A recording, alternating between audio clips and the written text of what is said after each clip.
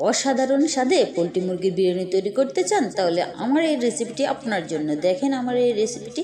চুলায় একটি কড়াই বসিয়ে দিয়েছি, কড়াইতে দিয়ে দিয়েছি তেল দিয়ে তেলটা গরম হয়ে আসলে এখানে পেঁয়াজ কুচিগুলো দিয়ে অল্প আছে এগুলো বেরেস্তা করে নিয়ে কিছু অংশ সরিয়ে রেখে দিই। এরপর এগুলোর মধ্যে দিয়ে আমি আদা বাটা আর রসুন বাটা দিয়ে কিছুক্ষণের জন্য নেড়ে চেড়ে ভেজে নিই। এই তো ভাজা হয়ে গেলে এখানে দিয়ে দেবো টক দই। গলিয়ে রাখা টক দইগুলো দিয়ে ভালো করে এগুলো মিক্স করে নেব।